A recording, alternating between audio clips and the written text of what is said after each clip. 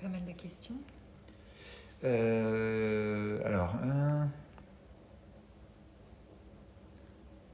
Nathalie, j'ai acheté un bien en SCI avec travaux. D'accord. Le notaire m'avait dit à l'époque qu'il n'y a pas de plus-value à partir du moment où on peut justifier les frais par des factures. Alors, oui et non. Déjà, est-ce que tu parles d'une SCI à l'impôt sur le revenu? Si oui, c'est plus ou moins vrai. Il faut qu'on détaille, mais c'est plus ou moins vrai. Si non, si c'est une SCI à l'impôt sur les sociétés, c'est complètement faux.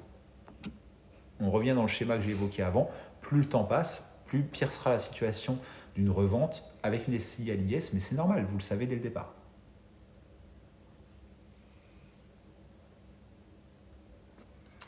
Philippe, 2 questions en une. Comment déduire sur plusieurs années les travaux? Comment on déduit sur plusieurs années les travaux? Comment on déduit sur plusieurs années? Déficit foncier. Donc il faut en faire beaucoup, mais si tu en fais beaucoup, ils vont mathématiquement s'étaler d'eux-mêmes, sans même que tu le veuilles, sur plusieurs années. Et comment faire pour faire évoluer le diagnostic de performance énergétique? Quels conseils on peut donner, nous, des fois, à nos bailleurs? Quel type de travaux, par exemple? L'isolation. Après, ça dépend aussi de si c'est un bien individuel ou si c'est un bien en copropriété. Faire une isolation, par exemple, par l'extérieur. Très efficace. C'est, là, pour le coup, effectivement, ça fait gagner une classe. Est-ce que on parle aussi d'isolation toiture? Et si on a, par exemple, maison, cave en dessous, mal isolée entre les deux, là également? Isolation par les sous-faces. Les plus grosses déperditions, c'est le toit, Ouais. les murs, les sous-faces et ensuite et seulement les fenêtres. Les gens changent trop souvent en premier les menuiseries sur une maison lors d'une rénovation. Je ne dis pas qu'il ne faut pas le faire, mais c'est pas par là qu'il faut commencer. Les euros efficaces, l'euro premier à dépenser en termes d'efficacité, isolation du toit. En deuxième, des murs. En troisième, équivalent deuxième, du plancher. Et en quatrième, seulement les fenêtres. Oui, parce qu'en plus, parfois, on nous demande et si je change les radiateurs, c'est des grippins, je vais mettre des radiateurs super performants, ça que va dalle. changer le DPE. Sur le DPE, ça change Non. que dalle. On ne dit pas que ça ne changera pas le confort du locataire, Oui, ça part parce que des grippins, c'est un air qui est sec, etc. Des chauffages inertie fluide, meilleur confort du locataire. Gain sur le DPE. Zéro. Aucune utilité pour moi. Ce que je voulais, c'était pouvoir faire des lives. C'est bon, non? Génial. Par contre, Flavie ne peut pas encore faire des lives toute seule. Elle a encore besoin de moi. Je suis un bébé TikTok. Donc il faut qu'elle atteigne 1000 abonnés, Flavie. Donc abonnez-vous s'il vous plaît au compte Gestion Locative pour les nuls.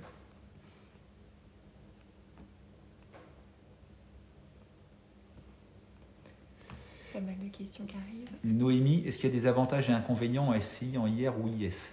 Alors Noémie, si j'ai bien retenu, c'est toi qui es commerçante et qui viens de créer via ton comptable une SCI à l'IR.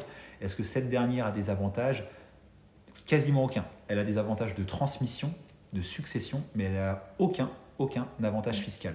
C'est une transparence fiscale, donc tu vas payer les mêmes impôts, tu vas déduire ou pas les mêmes travaux de tes revenus. Aucun intérêt à la SCI à l'IR. Des fois, c'est même un piège parce que la SCI à l'IR ne permet par exemple pas de faire de la location de type Airbnb, par exemple. Est-ce qu'il y a des avantages à la SCI à l'IS? Oui, de nombreux. Un peu comme en location meublée, on échappe très facilement à l'impôt, mais il y a aussi des inconvénients. Ça va être à la revente? Ça va être à la revente notamment, ça c'est le plus parlant, mais ça va être aussi pendant toute la détention du bien, la CRL, contribution sur les revenus locatifs.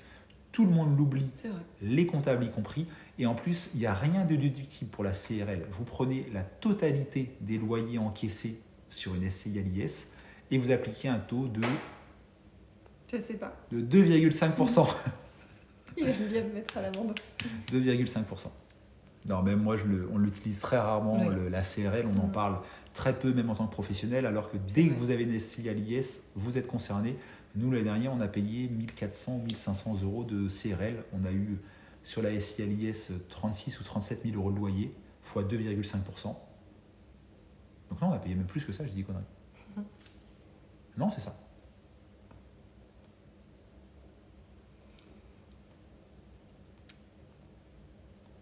Pour du chauffage, vous avez quoi?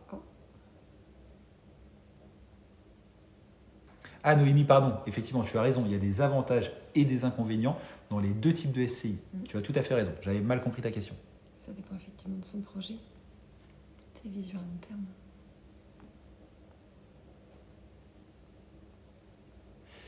terme. Damien, est-ce qu'on est dans toute la Normandie? Le Calvados seulement. On va pour l'instant ne pas dépasser ses frontières, quoique parfois un tout petit peu dans Un l'Orne, petit peu dans l'Orne. un Même petit peu moi, dans la Manche. à titre personnel, j'ai 2 biens immobiliers dans l'Orne, à Argentan. Mais professionnellement parlant, on a 5 agences physiques autour de Caen et on intervient aujourd'hui que dans le Calvados. Vous qui avez une agence immobilière, qu'est-ce qui fait qu'un agent IMO peut faire baisser le prix? Oh bah on est en plein dedans en ce moment. Bah alors, plein de choses, mais c'est pas forcément bon signe. Un agent immobilier qui peut faire baisser le prix, ça veut dire que le prix auquel il vous a proposé le bien à la base n'était pas le bon. Donc quand on parle de petites négociations de 2-3%, ce qui est la moyenne actuelle sur nos transactions, 2 à 3% de négociation, là-dessus c'est tout à fait normal. Mais si demain vous dites waouh, j'ai réussi à faire baisser de 20% le prix, c'est pas forcément que vous avez fait une bonne affaire. C'est qu'il y avait une couille dans le pâté, pour être poli, au départ.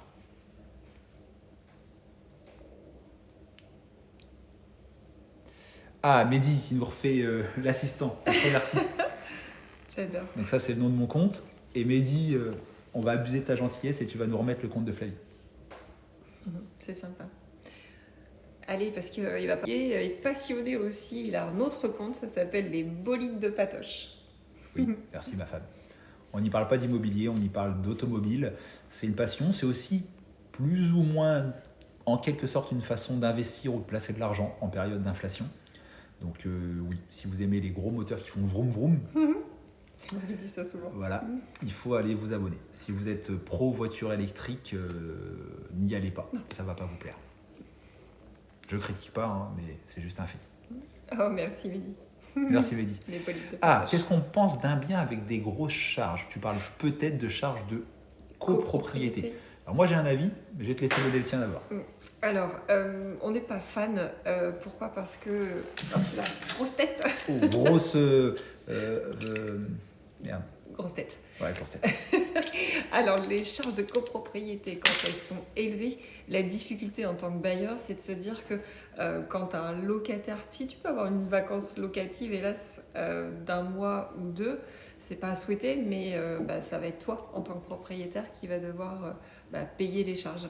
Le pire cas, et c'est souvent dans ces apparts-là où on fait de la coloc, souvent les gens font de la coloc en copro et non pas en maison, et souvent dans des copros où il y a du chauffage collectif, et là c'est le pire, parce qu'on pense avoir une rentabilité sur 12 mois, et donc un paiement des charges récupérable en grande partie sur le locataire sur 12 mois, sauf que dans les faits, en colocation, on analyse souvent que la rentabilité se calcule plutôt sur 10 mois.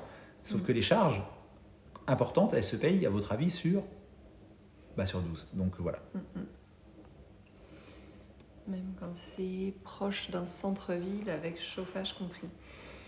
Après, une bonne affaire en pensant que oui, certes, il y aura une forte demande, que tu peux avoir un loyer supérieur, pourquoi pas. Mais c'est En pareil. RP, en RP, vas-y, mais franchement, en locatif. Mais c'est pareil en locatif, quand j'ai des propriétaires qui donc ont investi dans un appartement avec du chauffage inclus, donc des grosses charges de copropriété, Parfois 250, 300, 350 euros par mois. et qui hésitent entre faire du meublé ou du nu. On parle du régime micro, et là on me dit ah bah oui, je vais faire du meublé parce qu'en meublé c'est 50% d'abattement, contrairement au nu où c'est 30%. Super conseil, écoutez Et bien là, qu'est-ce que je réponds aux bailleurs? Attention, parce que quand on fait du meublé, l'abattement de donc ces fameux 50%, c'est sur le loyer, charges comprises. Donc calculez quand vous avez un loyer à 400 euros plus 200 euros de provision sur charge sur le locataire, donc 50% de ces fameux 600 euros. Mais à l'inverse, quand vous louez en nu, là, les 30% d'abattement seulement, là, c'est que sur le loyer hors charge. Faites le calcul. En location nue, on paye de l'impôt et on a de l'abattement sur des loyers nets. En location meublée, on paye de l'impôt et on a de l'abattement sur des loyers charges comprises. C'est encore une fois une des quenelles de la location meublée pour ceux qui font du micro, où on compare deux taux qui ne sont pas comparables. Parce qu'on compare 30% et 50%, ça c'est facile à faire. Sauf qu'on ne les compare pas de la même base. Et ça, c'est un vrai problème. Et encore une fois, c'est quelque chose que personne ne dit. On n'en parle pas. Personne n'en parle, mais c'est une vérité. Location nue, on déclare, on paye des loyers nets. Location meublée, on déclare, on paye des loyers chargés. Comme ça. J'ai déjà eu un contrôle fiscal dans ma vie, donc je sais ce que c'est. Ça s'était bien passé. Mais je préfère pas en avoir un deuxième. Que pensez-vous du Airbnb? Merci pour les likes que je vois passer. Allez, objectif qu'on arrive à 10 000 likes. Tiens, on est à 3200. Alors, qu'est-ce qu'on pense du Airbnb? Alors, attention, hein, on n'est pas des sachants, on n'est pas là pour donner des leçons. On a nous-mêmes un avis personnel plutôt négatif sur la location de type Airbnb. Parce que c'est souvent fait sans être conscient de la charge de travail que ça va générer. C'est souvent fait sans être conscient de la fiscalité qui va s'appliquer. Et c'est souvent fait sans être conscient de l'étau qui pèse sur le Airbnb, l'étau législatif, l'étau communal. De plus en plus de communes mettent une casserole sur le Airbnb pour le maîtriser, sur le lobbying hôtelier, sur les copropriétés qui veulent plus de Airbnb, qui en ont marre, qui votent, et c'est pas d'ailleurs tout à fait légal, qui votent des interdictions de mise en Airbnb, etc. Donc pour tout ça, moi je déconseillerais à quelqu'un que j'apprécie de se lancer dans l'immobilier locatif Airbnb. Sauf s'il veut faire ça comme un travail. Quelqu'un qui me dit je vais acheter 10 Airbnb et ça sera mon travail. Ok, pas de problème. Toute entreprise, tout job a des contraintes. Par contre, celui qui dit je vais être rentier en achetant des Airbnb sans en glander une, bah ça il faut descendre du cocotier parce que ça ne marchera pas.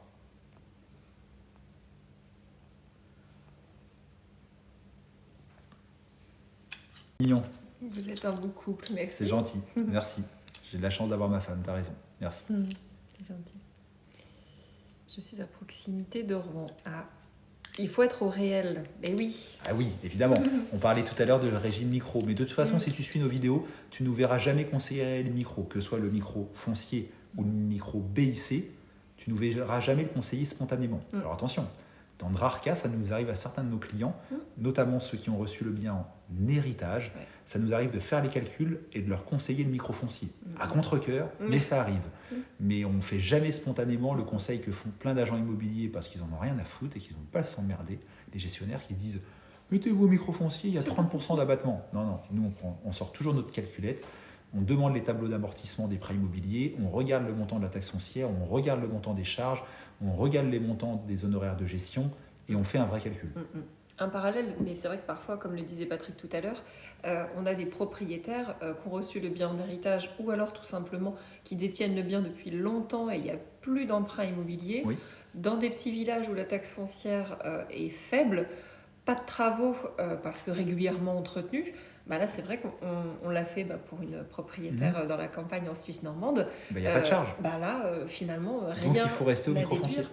Et on a même conseillé à cette cliente-là du coup de ne pas augmenter son loyer parce qu'elle loue 2 maisons avec nous et elle est à 14 650 € de revenus par an. Et on a vu que si on augmentait le loyer des 2 maisons, avec l'IRL, on allait passer les 15 000, la sortir du micro-foncier et augmenter son impôt. Donc le rôle d'un vrai gestionnaire locatif, et quand j'entends les agents immobiliers, c'est un métier inutile, j'ai beaucoup de mal à entendre ça, si et seulement si vous avez affaire à des vrais professionnels. Et le vrai métier d'un gestionnaire locatif, c'est ça, c'est d'être conscient et de conseiller notamment sur le volet fiscal.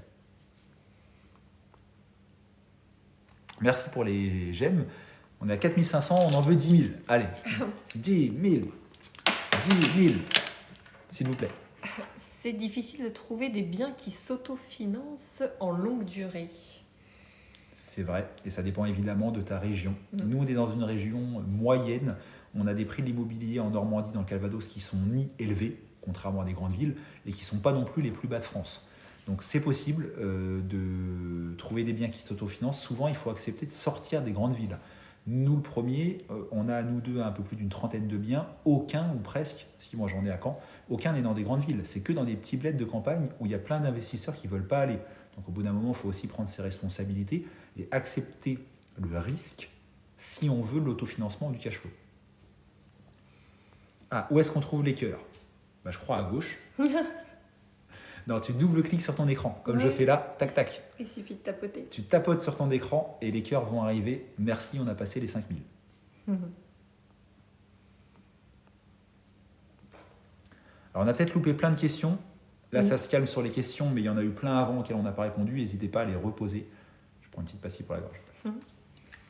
Certains font la promotion de beaucoup de choses fausses, comme par exemple ne pas payer d'impôts. Ah oui, ça c'est rigolo. Certains comptes ou sur les réseaux sociaux de voir suivez-moi et vous verrez comment ne pas payer d'impôts. Alors ça n'existe pas. Nous-mêmes, on paye des impôts sur nos revenus locatifs la majeure partie des années, pas toutes. Parfois, on est en déficit foncier.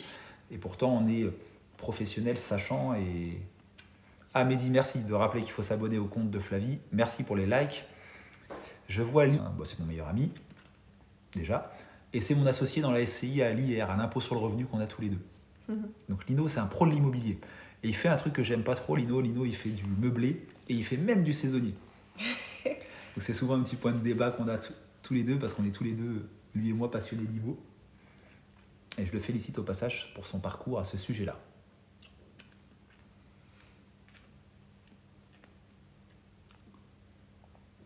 Que pensez-vous du nouvel impôt pour les propriétaires sur les loyers fictifs?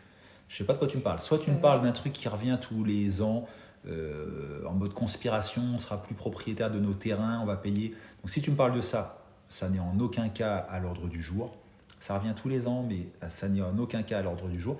Ça porte un nom, parce qu'il y a un député qui a mis en place en avant ça, la loi Laglaise, je crois, mais en aucun cas ça a été voté. Donc qu'est-ce que j'en pense? J'en pense pas grand-chose, parce que c'est du vent.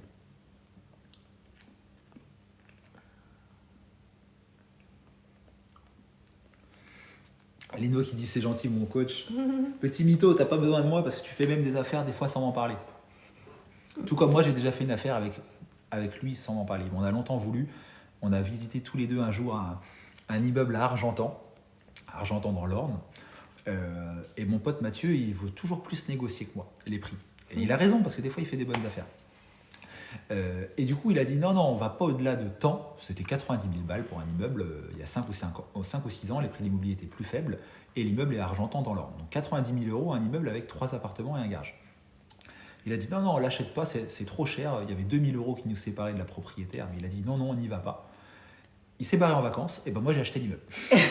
Puisque c'est ça. Tout seul, 2 000 euros de plus. Tout seul. Mais vu que j'avais la queue entre les jambes, j'ai mis presque 6 mois à lui dire. À lui avouer. Yes, j'ai acheté l'immeuble. Ah bah, il nous dit quoi? Il nous dit que le Airbnb est calme sur janvier. C'est étonnant parce que notre ami Lino a un bel appartement à Caen qui est habituellement toujours plein, qui est très joli. Et c'est un contre-exemple du Airbnb parce que je dis souvent que ça demande beaucoup de travail. Il a souvent, lui, la chance d'avoir des locataires qui restent assez longtemps en Airbnb. Assez étonnant quand même vu les loyers. Mais bref. Un an, il dit que je vais cacher un an. Ouais, on va dire 6 mois hors taxe. Ah, même sur Paris, Airbnb en pause. Ah, Noémie, vos conseils sont top, vraiment. Merci. Pour nous remercier, abonne-toi à nos comptes. Et ceux qui veulent vraiment nous remercier, qui suivent ce live, on a monté une agence immobilière à Courseulles-sur-Mer, dans le Calvados, il n'y a pas si longtemps que ça. Donc cette agence-là, il faut la lancer et on la lance notamment grâce aux avis Google.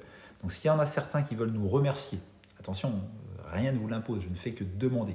Certains veulent nous remercier pour l'heure et demie qu'on va passer avec vous ce soir. Vous tapez sur Google Visit & Co Courseulles-sur-Mer, c'est là où habite Orelsan pour info, juste à côté. Et vous mettez un avis Google 5 étoiles avec un petit commentaire, on sera ravis, on sera les plus heureux du monde.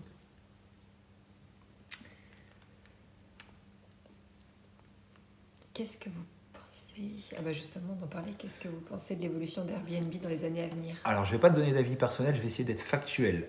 Les syndics, via les syndicats de copropriétaires, vont cartonner de plus en plus le Airbnb parce que personne n'en veut dans sa copro du Airbnb. Les communes mettent de plus en plus à Saint-Malo interdiction d'avoir plus d'un logement en location saisonnière, à Bayeux interdiction d'avoir plus de 2 logements en location saisonnière. Enfin, les communes vont y mettre aussi des hauts là. Et l'État, on le voit avec la loi de finances 2024 qui vient de mettre un coup de rabot à l'abattement pour les les logements classés meublés de tourisme. Tout le monde veut taper sur le Airbnb. Mon pote Mathieu a un logement qui est classé meublé de tourisme. Alors lui, il n'est pas concerné par la loi de finances 2024 parce qu'il est au réel. Mais s'il ne l'était pas, son abattement qui était de 60% avant tombe à 30% en 2024. Donc tout le monde tape sur le Airbnb. Donc en tout cas, je déconseillerais de mener une stratégie là-dessus et d'acheter au prix fort en pensant à une rentabilité là-dessus. J'ai des professionnels, il y en a dans toute la France, mais notamment à Caen, je tairai son nom, mais il y a un professionnel qui ne fait que vendre des opérations clés en main en Airbnb, qui met rentabilité 12%, cash flow 600 € par mois. Moi, j'ai beaucoup de mal avec ça. J'assimile pas ça à de la malhonnêteté, mais presque, parce que c'est pas tenable. Un achat immobilier, il faut le tenir sur 20 ans. comme un couple. Voilà, faut que ce soit du long terme. Donc il ne faut pas que ce soit un truc qui, du jour au lendemain, peut être mis en question par le législateur ou autre. Donc moi, je ne vante pas les rentabilités Airbnb dans mes annonces.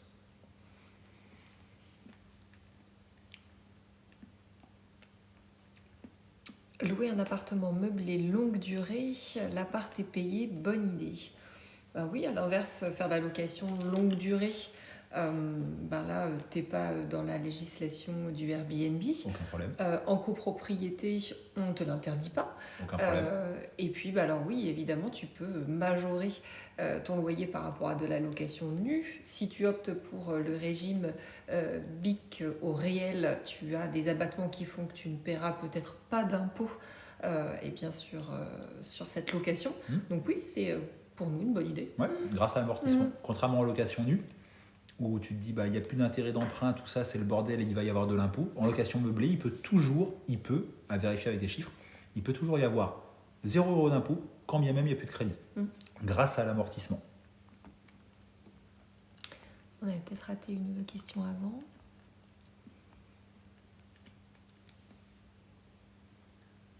Alors, est-ce qu'on fait du meublé? Alors nous, à titre perso, sur une trentaine de lots personnels, on a un seul bien en meublé. Oui. Un seul. Et pourquoi? On peut vous dire pourquoi d'ailleurs si vous êtes curieux.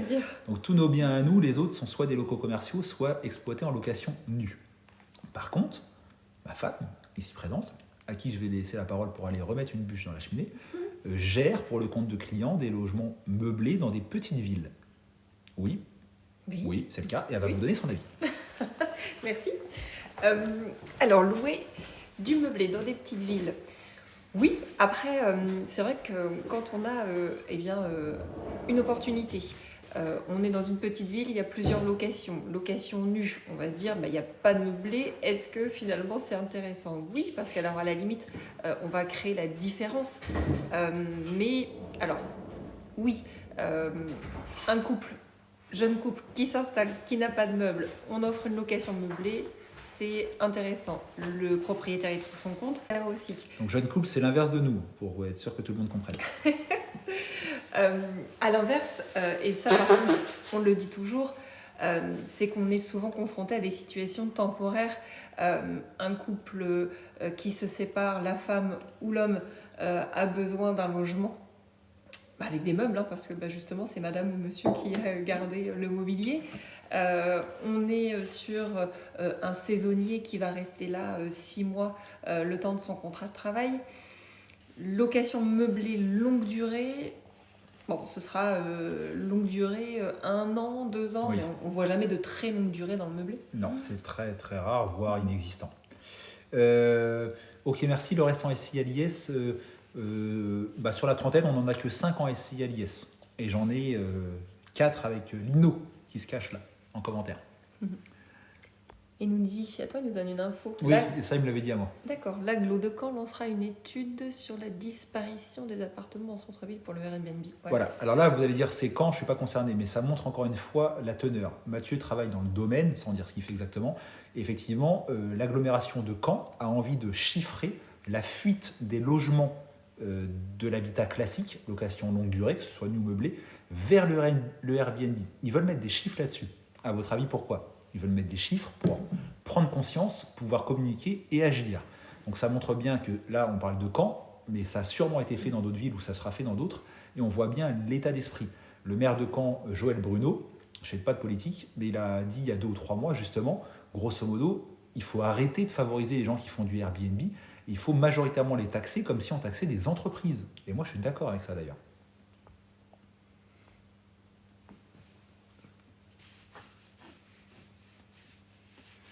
Il va me rester de l'argent de ma loc. Que me conseillez-vous, faire de la trésor? Oui, déjà pour payer l'impôt, parce que tu as ouvert une SCI hier, donc ça va générer de l'imposition, de la CSG, etc. Alors par contre, Rap Hold, c'est très bizarre, parce que dans nos lives, on décrit toujours le Airbnb côté investisseur, parce que les gens sont souvent pas conscients de ça, mais on est les premiers consommateurs d'Airbnb. Une fois tous les 2 mois, on part dans un Airbnb à droite et à gauche. Donc il faut juste professionnaliser le Airbnb. Il faut arrêter de faire des vidéos YouTube où on dit acheter des Airbnb et devenir rentier en 2 mois. Ça, c'est de la connerie. Par contre, quelqu'un qui a envie de se lancer, c'est de l'entrepreneuriat. Pour moi, le Airbnb, c'est assimilable à l'entrepreneuriat. Moi, j'ai fait le choix en entrepreneuriat de monter une agence immobilière. J'aurais pu faire le choix d'investir dans 5 logements Airbnb et d'y passer le plus clair de mon temps. C'est un business. Il faut le voir comme un business. Comme toujours, les gens ont abusé. Bah oui, Sébastien. Sébastien. Bah oui, bien sûr, en quelque sorte. C'est pour ça qu'ils sont attrapés, justement. Ou qu'on cherche à les rattraper. Arthur, un objectif de renta net pour un bien, on n'en a plus. J'en avais à une époque. Moi, j'ai toujours acheté des immeubles de rapport. Au début, quand j'ai commencé tout seul, je partais toujours du principe qu'il fallait que le bien s'autofinance, toute charge comprise, avec 80% des logements loués. Premier immeuble que j'ai acheté, 6 lots, je l'ai revendu depuis. Je me disais, il faut que tout soit payé avec 4. C'était le cas. Deuxième immeuble, Argentan, 4 lots, il faut que tout soit payé avec 3. Quatrième immeuble que Mathieu n'a pas voulu acheter pour 2 000 € près, et qui doit regretter depuis. Pareil, je veux qu'il soit payé, il y a 3 logements et un garage, il fallait qu'il soit payé avec 2 loyers. Et en fait, j'ai toujours fait cette stratégie-là, qui semble bonne, mais qui n'est possible que si on accepte de s'excentrer des grandes villes. Si j'avais voulu acheter à Caen, qui est la grande ville où j'habite, bah c'est mort, cette stratégie-là, je ne suis pas magicien, je n'aurais pas trouvé les biens qui vont avec.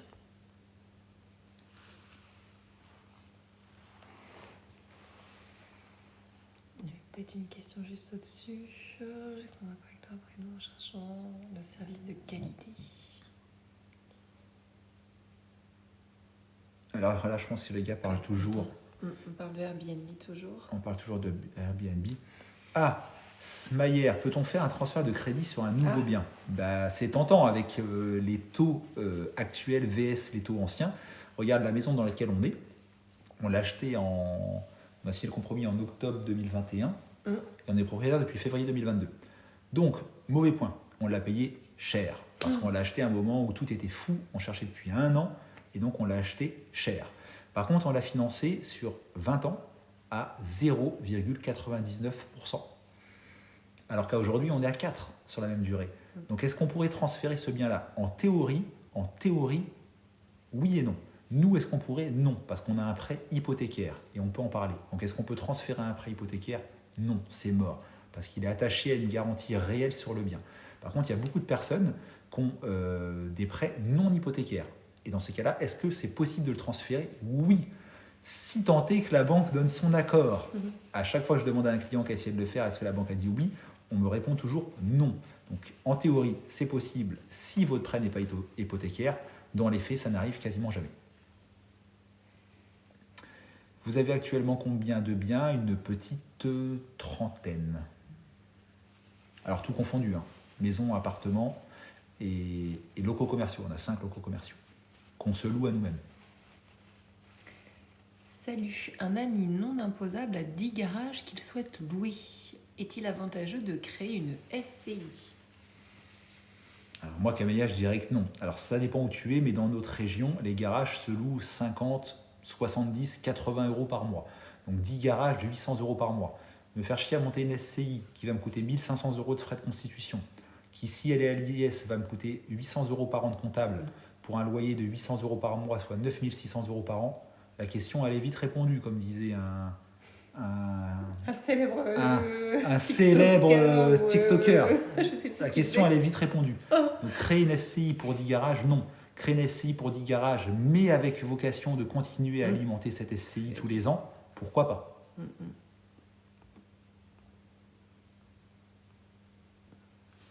Mon pote Lino qui est là aime bien les garages aussi. Hein. Il en a acheté plusieurs. Il pourrait peut-être nous donner un avis. Compliqué l'immobilier en ce moment. Oui. Mais certains diront que c'est le moment aussi où on peut faire les meilleures affaires. En ce moment, les gens qui ont des financements certains peuvent faire des bonnes affaires, plus qu'il y a 1 an. Il y a 1 an, le fait d'avoir un bon financement, on s'en fout, monsieur. C'est moche à dire, mais nous, à Jean Méliès, on s'en fout. Tout le monde a les crédits en ce moment. Le taux de sous réserve qu'on valide certaines choses, CDI, un petit peu d'apport, etc., qu'on ait un paiement comptant ou un paiement avec un prêt, il y a 1 an, c'est à peu près pareil, il y a 1 an et demi. Aujourd'hui, c'est un peu différent. Donc oui, le fait d'avoir un gros apport ou un paiement comptant peut être une façon de faire des belles affaires en ce moment. Tu en penses quoi? Longue durée, 175 000 € sans apport, tout frais en SCI, 1 000 € de crédit et 2 300 € de rentrée. Alors, Bah, Johan, allez. sur le papier, ça semble, C'est pas ça mal semble du très tout. bien. Le fait de financer longue durée en SCI, donc dis-moi là, ce que tu appelles longue durée. Ma banque, CIC, SCI, c'est 15 ans maximum. Ouais. La majorité des banques, c'est 20 ans. Je n'ai jamais vu plus de 20 ans pour une SCI, alors qu'on pourrait faire 25 en nom propre. Financement sans apport en SCI, c'est beau, parce qu'il y a plein de banques en ce moment qui posent problème là-dessus. Et un cash flow sur le papier de 1300 euros, bah sur le papier, il n'y a rien à dire. Parfait. Il n'y a rien à dire sur l'opération que tu... Décrit. Les crédits sont refusés en ce moment. Alors refusés, non, mais sont... Alors dis, je pèse mes mots. En ce moment, il n'y a aucune difficulté à avoir un emprunt si et seulement si on a de l'épargne ou de l'apport. Si on n'a ni épargne ni apport, c'est compliqué. Que penses-tu de la nouvelle loi qui arrive? Nous ne serons plus propriétaires. Alors, c'est la loi Laglaise, roulement de tambour, ta-ta-ta-ta, bruit qui fait peur. Tu sais faire un bruit qui fait peur? Non. Non? Non. Moi non plus. Ça n'existe pas. On nous en parle quasiment tous les ans. Depuis un an, il y a un député qui l'a mis en avant, donc c'est son nom, Laglaise. C'est du pipeau. Ça n'est pas voté, ça n'est pas à l'ordre du jour, ça ne fait pas partie de la loi de finances 2024. N'en parlons pas. C'est essayer de faire monter un flanc qui n'a pas de levure à l'intérieur. C'est mettre un coup d'épée dans la glaise. C'est mettre un coup d'épée dans la glaise ou... Non, je l'ai pas. Sur 20 ans, nous répond Johan. Toi à 4, 10, 2 ans de 2 ans différé. différés. C'est bien? Ouais. C'est bien, Johan? C'est propre. C'est propre.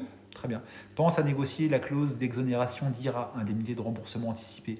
C'est très, très, très, très important. On a fait des vidéos là-dessus avec Flavie. Les gens se focalisent toujours sur la négociation du taux, des frais de dossier.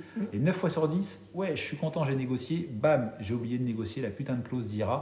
Et quand je revends 4 ans plus tard pour encaisser ma plus-value, bah, je donne 10 000 euros d'indemnité à la banque. Non, je dis non. On ne veut pas d'IRA. Et attends, on voulait obtenir 10 000 likes, on est à 7 500. Ah, exact. Allez, Et si charbonner. vous tapotiez tous votre il faut écran tapoter. pour nous mettre des petits cœurs. Vos biens sont en SCI à l'IS. Non, en minorité. On a une trentaine de biens et 5 sont en SCI à l'IS. Donc ils sont en minorité en SCI à l'IS. On a Kevin Cohen. Kevin, je crois reconnaître ta petite photo. Tu es de mémoire soit un de mes confrères, agent immobilier, soit courtier, un des deux. En tout cas, tu es un professionnel. Et tu nous confirmes que le sans-apport est faisable encore. Bien évidemment, j'ai fait une demande de prêt au CIC le mois dernier. Sans apport, on m'a dit non, monsieur Magalès, il faut mettre au moins les frais en apport. J'ai dit non. On m'a dit bon, au moins les frais de dossier et les frais de garantie en apport. J'ai dit non, toujours pas. Je suis client chez vous, je montre pas de blanche, j'ai une entreprise qui fonctionne bien chez vous. Ce sera comme ça. Alors je ne l'ai pas dit comme ça à ma banquière, en plus je l'apprécie. Mais dans les faits, on m'a dit bah oui, d'accord, on vous finance sans apport et sans même mettre les frais de dossier et les frais de garantie de votre poche. Donc oui, c'est toujours possible. Courtier et investisseur.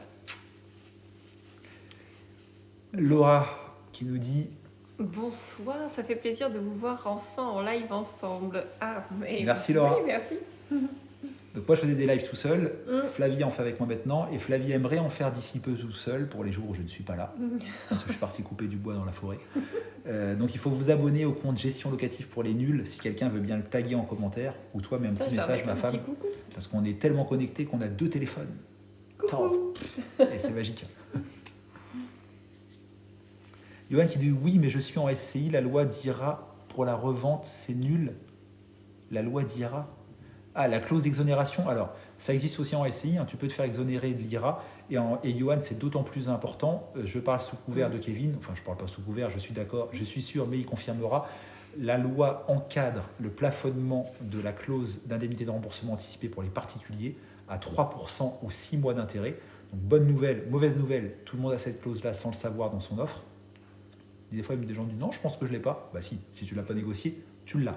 Mais bonne nouvelle, le législateur a mis un garde-fou, 3% maximum, ou 6 mois d'intérêt. Dans les sociétés, il n'y a pas de garde-fou parce qu'on est des grands garçons, on monte des sociétés commerciales ou même civiles, mais en tout cas des sociétés. Donc quand vous montez une SCI, l'IRA est non plafonné. Si on prend l'exemple du CIC, qui est ma banque, c'est 5% en SCI. Donc vous empruntez 200 000 euros à la banque, vous en devez 210 au moment de la revente. Donc c'est loin d'être anodin. Greg. ton mec est arabe. Alors non, mon mec est pas arabe et ça me dérangerait évidemment pas du tout. Mais J'adore le couscous. Voilà. Ça fait 2 semaines que je dis à ma femme que j'ai envie de bouffer un bon couscous. Pour autant, je suis Qu'est-ce pas qu'on fait? maghrébin. On essaye de faire deviner les gens. À votre avis, s'il n'est Allez, pas maghrébin, je suis pas maghrébin. quelle est sa nationalité? Double nationalité, puisqu'il est français et... Français est fier de l'être. Très fier de l'être. Et Greg qui dit ça parle d'immobilier, pas de nationalité. C'est tout à fait vrai. Après, tant qu'il y a de la bienveillance, c'est pas grave. Pour l'instant, il n'y a pas eu de commentaire. Non. J'espère que tu n'es pas marié à un arabe, ma belle. Ah bon, bah finalement, Ouais, finalement Greg, tu pars sur quelque Finalement, chose c'est qu'on pas qu'on intelligent. valide pas, qu'on n'aime pas. Bon. Mm. Tu as le droit de penser ce que tu veux, mais je t'invite à aller ailleurs. C'est pas sur ce live que tu vas trouver. En tout cas, c'est nous qui parlons. Donc, c'est pas sur ce live que tu vas trouver des gens qui partagent. Parce que des cons, il y en a partout. Il y en a chez les Arabes, il y en a chez les Français. Des voleurs, il y en a chez les Arabes, il y en a chez les Français. Des cons, il y en a partout. La connerie, elle a l'avantage d'être internationale.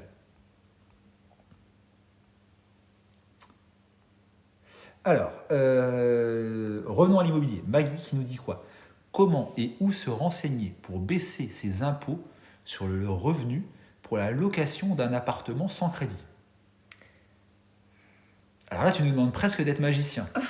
Parce que baisser ses impôts grâce à la location d'un appartement, c'est contradictoire sur le papier. Parce que la location d'un appartement dit qu'on a des loyers qui viennent augmenter les revenus et donc de base augmenter les impôts.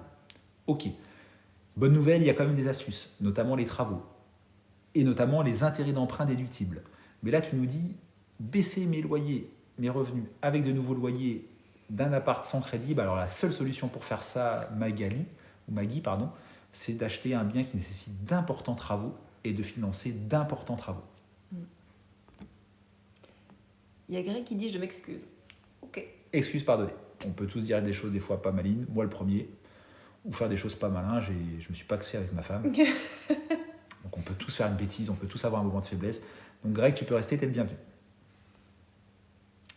Avez-vous des impayés dans vos locations? Comment les gérez-vous? Tiens, c'est une bonne question ça. Alors dans nos locations personnelles, on va toucher du bois. Non, on n'a pas d'impayés. Zéro. On n'a pas d'impayés. L'idée avant tout, c'est de sélectionner un candidat locataire en amont sur documents, de prendre beaucoup de renseignements, d'avoir quelqu'un de solvable, tout simplement. Garant personne physique, on adore ça. Voilà. Après, oui, parce que pour garantir une location, donc là, on va en venir au côté pro. Dans nos boutiques Visit & Co, on gère à peu près 200 propriétaires. Et là, en impayé, pareil, sinistralité zéro. On conseille quoi à nos bailleurs? Les garanties, les 10 personnes